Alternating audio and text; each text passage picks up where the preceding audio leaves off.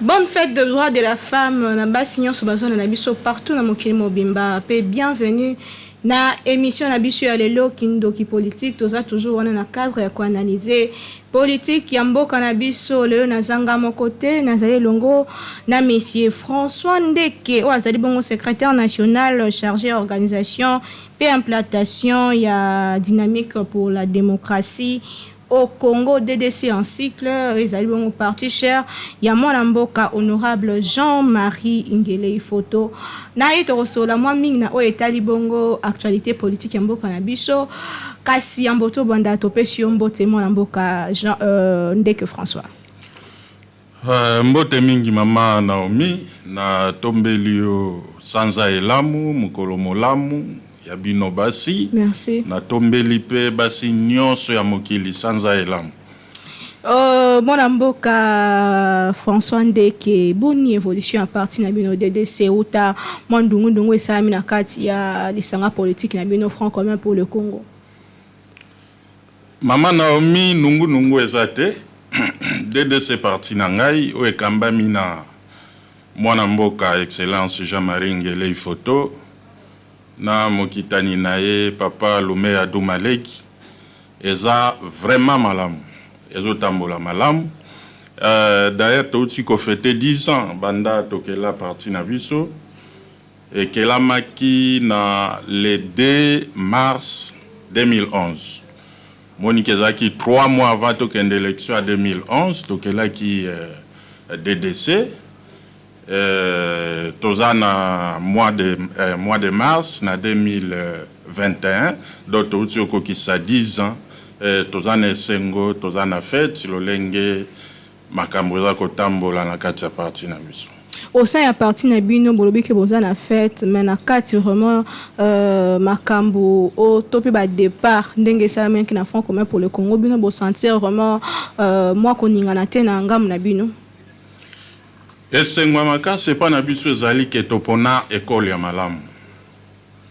Na talaka banda totamboli na papa Etienne Tshisekedi oya kenda père son âme. Na moni susu mutu oya zali na mwa baline droite te lokola papa Ingele photo. Alors et pas na biso départ ata moko eza signalé parce que toza bato ba principe toza bato toza loyal toza la ka derrière leadership toza ka derrière objectif ezali assigné toza ata départ mon côté na kati parti za malamu nyonso zo kambama toujours na mwana mboka Jean-Marie Ngele photo nde na bisaki. Question moko eza ko mériter ko se poser pour la nini mwana mboka Jean-Marie Ngele photo a kenda kite na ngambo mosusu ozo bengango azal loyal est-ce que azate lokola baningo badingi ko kene ko sela peuple na ngambo mosusu ya union sacrée. Justement c'est ça différence ya mwana mboka Jean-Marie Ngele photo na ba politicien mosusu o ba bengi ba politicien mabumu.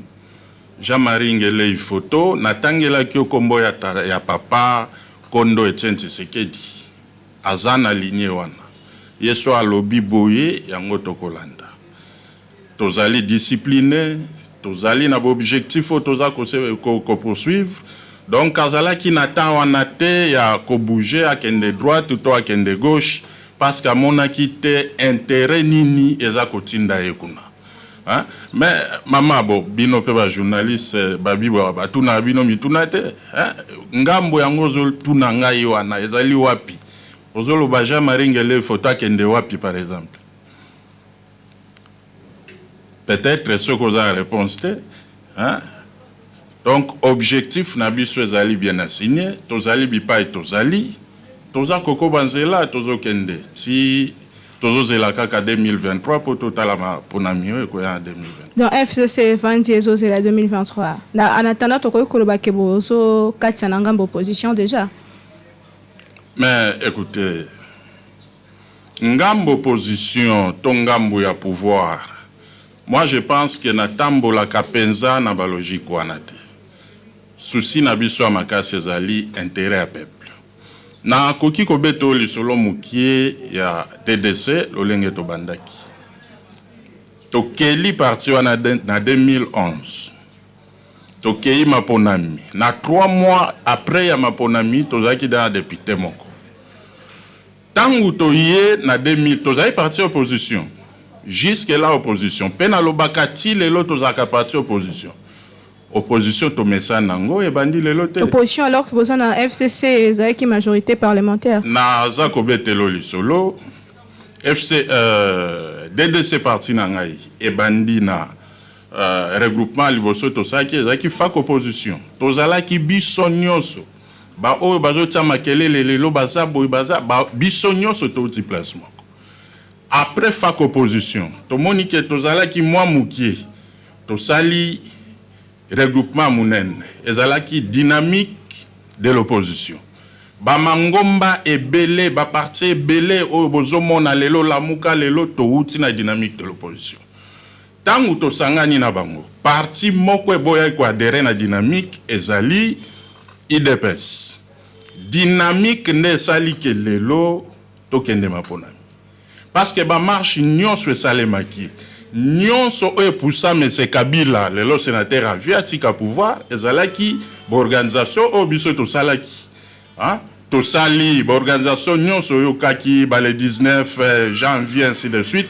ezalaki na nzela ya dynamique et ko sala ke IDPS na tango wana kondo etenti sekedi aza bomoi aye komona ke aza susu na kati population bazoyoka susu bango te alors lokola azalaki doyen ya biso nyonso aye kobenga biso api bon na moni to sangana to sala eloko moko munene biso nyonso parce que combat na biso ezali to bundisa Mese Kabila oyo akomaki na intention que tokokende élection te akosala 3e mandat c'était ça le combat toye kosala rassemblement na IDPS ba parti nyonso ekoti yango nde toye kobundisa Mese Kabila ensemble et poto koma bipai tokomi wana esengeli population baeba ezalaki teke papa ingele photo akenda kosenga me ya Mese Kabila obia ya nani non ezalaki ke basango obi basango bazofinga lelo bango kaka ba organizaki o babengi dialogue national nyonso wana pona nini to sangana parce que le pouvoir en place à l'époque Mese Kabila na un peu na ba se sentaki ke bakomaki un peu étouffé et que bazaki na posa ya moi prolongation pour organiser l'élection tangu tokei na dialogue interdiocésain to vandi to lingaki to zoa na ngambo wana ça veut dire bato ya un peu à l'époque to zoa pas na bango ke Mese Kabila le sénateur à vie à cause de la sous candidat pour la 3e mandat et chose faite à la Kayibiso abi nazo organiser l'élection mais nazo candidater alors tangu to moni bonne foi wana andimi ki akotika pouvoir yango to aderaki to sali un gouvernement d'union nationale ba parti nyonso ezalaki na kati représenté mona mboka ndeke François botukoloba bien ko bozalaki na opposition ndeni esalaki ke bokota na kati ya FCC alors que yango ezalaki déjà kokamba FCC tokoti yango na kozongela mamukie po Nathalie Sabana mboka lolenge ni tokoti touti na dialogue interdiocésain ya basango oyo ezalaki na objectif moya kopekisa tata mokonzi ekolo ya tango wana Mese Kabila ya kobriguer 3e mandat tango toke dialogue to réussir quand même qu'obtenir otolukaki pas de 3e mandat toyokani tosali un gouvernement d'union nationale ba parti nyonso ezalaki na kati tango tosali gouvernement na ezalaki na mission misatu koorganiser l'élection ya liboso ya mibale kotia kimia na mboka et ya misatu ezalaki kopesa population ya kolia bilei o tobengi social na lopoto nde tangu tobandi kosala na gouvernement wana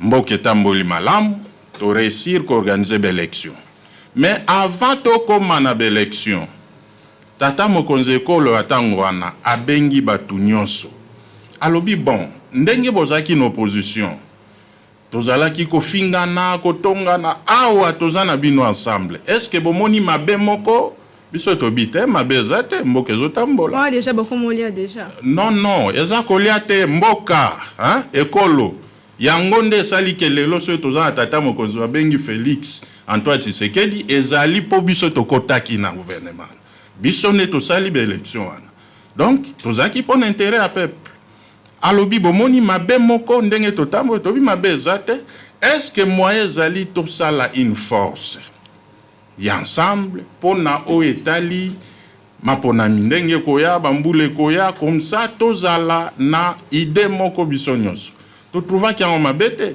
yango nde tokelaki FCC Front commun pour le Congo ezalaki pon intérêt à population donc ezate que toi qui kokota nelo comment va ça te biso moko nde tokeli yango ensemble mais sous leadership il y a le sénateur à vie Joseph Kabila Kabange tout avancé moi mukie na histoire lelo yo Front commun pour le Congo ezalaki na coalition na cash dingomba politique ya président actuel Kasima Kambo etamboli penza malamu te 2 ans après mon mboka kota qui na pouvoir lelo yo Front commun pour le Congo na FC na cash bakabwani union sacrée et créamé et puis lelo tozo zela bongo gouvernement ya sika kota na union sacrée pour la nation yo tango zo évaluer o etali politique ndenge cours ya histoire izo kende na ndenge na yo moko zo analyser ngo penza ndenge ni mama to bandi politique lelo te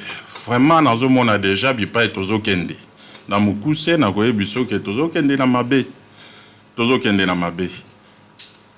FCC cash bayokanaki boyebi ke soki batosaki mibeko ya mboka tonga tokende na coalition te tonga tokende na oyo babengi comment on appelle cohabitation hein soki tokende na cohabitation cash lingomba ya tata mokonzi Félix Tshisekedi banga bazala ta ministre te banga bazala ta na mandataire moko te mais lokola toyokanaki tobi tozo sala une coalition yango esalaki ke bango batie ba ministre biso pe totie ba ministre ba mandataire ainsi de suite poto tambusa mboka et bobo sanate ke ezalaki première expérience et pas na biso na Congo bokansate ke loko ebandi lelo boko sala ngo ndenge bandakala c'était une première expérience to vivre genre ya ba gouvernement wana ya cohabitation ou bien coalition alors nakati ndako sanye zanga kateko ningane zanga kateko pasuka mais lokola intérêt ezali ya population esengela ki to vanda to solola na malembe mais lelo tata mokonza pona kinzela na ye alobi non je vais me détacher avec le FCC parce que yangonde ezosala ke mboketa mwa malamu te wana ezaki makanisi a dénoncer ba pot de banane bobanda kotia na nzela na pour réussir te mama soki tokena mwa musika kotanga ta moko na ndimite ke omonana hein et komonana te pot de banane wana ezalaki toujours pour intérêt en mboka alors question peut-être ngaki kotuna banda FCC ki eloko nini salami peut-être yonde kozane ya no kopesa wana mais ndenge ngana ebeli eloko ezate tout le bela union sacrée aux alliés politiques aux analyser makambo po aux tala ngona musika lokola mona mboka gestion ya ambition ya moko pe mususu avenir union sacrée aux mona ndenge ni avant toko manager so ambition nanga kitozonga nanu na yango moko union sacrée maman journaliste aza mission mibale ya ko informer pe ya kopanza sango hein ya koyoka biso kotuna biso mituna est-ce que zana muto akoyeko définir nga union sacrée zani union sacrée ezani parce que bato ebele na tuni ba question union sacrée zani mususu a répondre nga non c'est la vision du chef de l'État nazongeli susu motuna vision du chef de l'État zani union sacrée on doit comprendre jusque là. Pour moi, l'union sacrée, c'est vraiment un monstre à plusieurs têtes là. Où on ne sait pas exactement. Ce que c'est qui projet, programme, il y a gouvernement, l'on comprendrait. bakota na détail ba bisabiso tina union sacrée même au bazo ba vision à chef de l'État. Cette vision là c'est quoi? Nazwanda Kisa avec l'ancien président Kabila. Tozana en 2006 aye na programme na ye zaki nini ezalaki les 5 chantiers. 5 chantiers sur côté na kati okomona keza ba domaine belé domaine agriculture ya santé ya donc bref les social. Toyena en 2011 ayebi ki asa posa ki ba jalon tango comme en 2011 ayena révolution de la modernité. Donc après avoir posé les jalons, je peux maintenant moderniser ce qui existe. Maintenant avec les chefs de l'État, l'actuel l'excellence Félix Tshisekedi, vision nabiso zali union sacrée, plutôt union sacrée ou bien la vision du chef de l'État, c'est ça. Alors, eza koti kangana mitune belé mama na ebite yoza mopanzi sango monene okotuna pe baninga ba ebisa yo union sacrée eza nini. Je comprendrai encore le programme de 100 jours à chef de l'État ezala qui bien réparti dans tel secteur. Là Mouto Azamaela ko comprendre. Mais avec la vision actuelle, l'union sacrée. Surtout ni bango za regroupement, babité, za regroupement te. FCC za regroupement. Ou za regroupement te. Union sacrée za nini? Vision du chef de l'État. La vision du chef de l'État c'est quoi? L'union sacrée. Franchement, nazo koka kozwe ya noté na koyoka yokoloba que union sacrée ango ndengozo ko définir ango eza vraiment na avenir te poza na soubassement te. L'union sacrée, c'est un fourre-tout, maman. Obi bato yo ba finga ki lobi bazaki na Kabila. Bato ba yembela Kabila ba jaleliste wana ya lobi wana. Le loba za na union sacrée. Est-ce que chef de l'État na maele ne pona ebi ki aza maele makasi. Azo mona te ke ako risque ko connaître sort peut-être ko le kaoyo successeur na ya connaîtra ki. Parce que kaka bato ba yembela Kabila, bangonde bazo yembela elelo. Est-ce qu'on connaître même sorte? Vous reconnaître que Bosunga qui mo konzambo ka honoraire te. Mais to sunga était lokola boni maman, To sunga était lokola boni. Parce que Kabila lelo, le chef de l'État, le sénateur à vie, azali au moins na bilan. Il y a 18 ans na ya sali. Akola qui sait pas bat. Kabila kutamboka oyo de républicaine. Tozaki na ba pays boniao. Mutoaza na SAPA koko mawate, mais il a réunifié le pays, c'est ce qui était plus important. A réunifié Mboka, le seul et l'unique président oyo bandanga na bota matala mbula na ngai na mona passation pacifique ya pouvoir te na mboka na biso. Et c'est par le sénateur avec Kabila tomoni passation wana. C'est parier, tomoni un seul président organisé 3 cycles électoraux na kati ya mboka na biso. Bilani ni bozo lukelai. Mboko ezangaki ata mobeko. Parce que lelo batutu bakomi constitution. Première guerre en 2006 par Kabila. Donc il a un bilan. Ezate o batwa loba na balabala mais ezali yoza mutamaye lozo comprendre makamuni na zolo. Tout un chapitre Moussous Mwana Mboka Ndeke François, Ozali Bongo, secrétaire national chargé d'organisation et implantation à partir DDC. Tozano Elongo na émission Abisso Alelo Kindoki politique, Tozo solo la au état Bongo actualité politique, na dossier au état élection. Mikolele ki ba ndekwa 5 ba évêque à 5 ba prince église ba telemaki pour na koloba le kambo état élection. Lobby o eleki bato la muka pe batelemeli etali bongo kolekisa mandate na élection bino ba ya FCC bosota na musika bozolo bapenzani. Mais tozali na même logique maman. Basango oyo lelo bandi ko finga na landaki be mission ndenge na ndenge awa bazotelemela basango pire encore un communiqué à présidence à République. Bazo ko ebate ke muto azoloba na kombo président, ça veut dire c'est le président qui parle. Azoloba mabe ya basango. Franchement, tozali batu futozonga kasima totala momuke. Soki basango tembe tozwa be élection ote na ebisio lo lenge nini to utaki ti na organisation ya dialogue wana interdiocésain. Boni boko finga basango lelo. Et avantage avec Basango Zamoko, par rapport à la société civile, ndenge nango za diversité nango. Okomona mukolo moko te sango alongoli sultani na ya komi ministre. Mais soko moni société civile mususu bazo wela wana bazo luka bibonga. Alors que société civile par définition est un groupe de pression.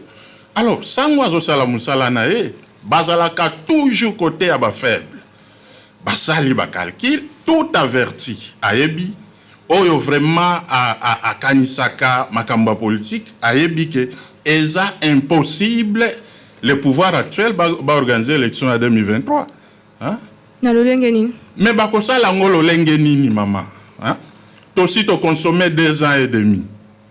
Et faut to kota suna be élection wana parce que nayebi que oyo ko régner lelo ezali état de droit. Kota na lo électoral balobi nini.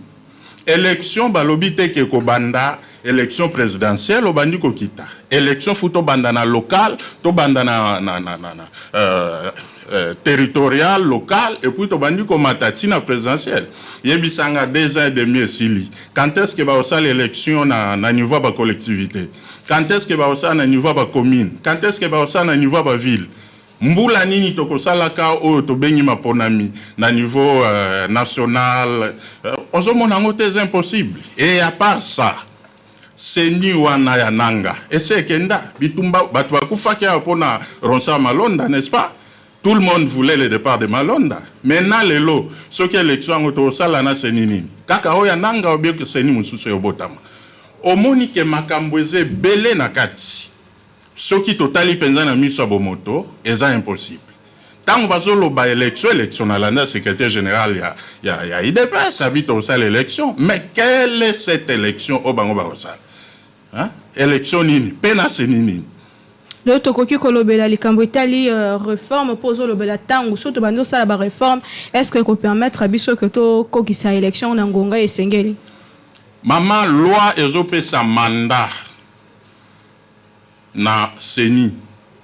Seni ananga eza déjà hors mandat. Peut-être bandi makeba reconduire yango.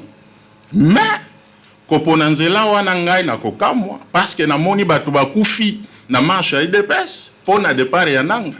Ya départ ya Ronsard et ainsi de suite. Donc chose que ça le matin est comme impossible, il faut qu'akaba changer ba dirigeant ya Seni wana. Alors yo yebi mboka na biso. Talaka kabanda wataki informateur. Si lelo Premier ministre, assassin le gouvernement, Ezuba Mwaboni, Boye Bisanga lelo so babi babanda ko changer tête ya Seni wana et ko zo bambula boni. Donc pour dire que c'est impossible. Mais par là tozoke bisa bandeko yo po tolanda ki bango ndenge tosala ke pa ya Kabila. Ndenge pe tokosala na pouvoir actuel. Tozala ki nanzela biso na bango to boya ki mokonzi mboka a dribblé population alobaki élection à la terre na Kabila sama ki ndenge wana awa pe na 2023 biso nyonso élection il faut token élection tozo zela ka élection lingomba politique IDPS ezali ko conditionner élection na recensement yo moni yango boni maman oyebi susuza mopanzi sango munene oyebi tanguri elobaka na landi susu papa Kengo Wadondo aganga ki na Sénat lobi Larry a parlé. Oyebi tina nango ezaki nini? Balobaki ba conditionner élection na recensement. Les recensements n'a rien à voir avec les élections. Lelo soko kitina ba quartier, okei na bopito nyonso, okei eza facile oyeba démographie à population. Na bana ba botami na bana sufika ba senga ba rapport. Na ba quartier oyo bango moko bazo gérer basenga ba rapport to kozwa ba rapport wana nyonso bakoyeba combien tozali effectivement pour 26 provinces na ba fin fond kuna mais partout bana bazaka enregistré service état civil ezali eza na mwana moko ta bota maka 5 ans ala ayeba na l'état ke mwana botami ata na kati ya mboka chef de village azali aosala rapport. Et pas va continuer. Les questions sont posées, mais ceux qui, en cas, il y a non tenu élection, ni au Salem. Mais, maman, l'Oba mo konza au senga de mission, à l'obi bon, le quoi na sali élection, ngana tiki nanga pouvoir, parce que naebi tata mo konzi, Félix Seketi. c'est un homme de principe, c'est un homme droit, c'est un respectueux de sa parole, un respectueux ya ba loi. Yango yoki o ba benga état de droit. Alors boni tata mokonzi ye moko alobake droit et lobby qui en 2023 élection yé aboya droit. Soki ba matériel les a réunité ba moyens za réunité pour ekokisama. Des cas pareils hein, ekomaka. Mais kolobake ezangi kozala réuni wana tokokende mwa musika toloba se babengi yango manque ya volonté politique. Parce que na Congo eloko mo ezangi te. Pour la première fois na moni Congo a supporté ba frais pour l'élection et moko et ba élection les plus coûtées ya planète peut-être avec 1 milliard et quelques mais salamaki na ba frais propres ya RDC bongo lelo ezani eloko ezangi hein eloko mo ezangi te donc to aucune élection en 2020 toza bongo na mona mboka François Ndeke oyo azali bongo moko ya lingomba politique DDC en sigle tozali kolobela politique tozali ko analyser ba question ya actualité tout comme na presque na suka tokosisa na dossier ya COVID-19 ba vaccin c'est komi kasi ndungu eza mwa mingi na ngambu ya population sur l'état de effet secondaire il y a ba vaccin ngo et puis di banda mboka moi ba étude zo salema que bato belé bazako so ba problème suite à ba vaccin ngo yo zo mona likamba ngo boni lokola mwana mboka Congo na kokota mingi na détail te na o etali maladie à Covid na koyebisa population que za réalité parce que nga na moni to landi information bato lolenge bazako kufa eza masekité. Mais na oyo babengi vaccin place naza ko mituna ngwana mais tant to bota makala moni bazopesa bana ba vaccin contre la rougeole contre je ne sais pas moi buka ainsi de suite contre tuberculose bazwaka vaccin wana et tangu bana na bazu vaccin ba comme un peu exempt na ba maladie wana ekoyeko zo bango te mais curieusement avec la Covid ba ebiso ke zo vaccin ozu vaccin awa tokomi otambola na ba masque yo mutozu vaccin tuna bango est-ce que na kotambola sa masque babite il fait za la kaka est-ce que na koka sangana na baninga te il fait za la kaka mais comment eloko ezali po et protéger yo et comme isusu ke ezala susu conditionné donc moi flou ezali na kati wana nazo sala contre campagne te po ba konzi ba débourser peut-être ba moyen belé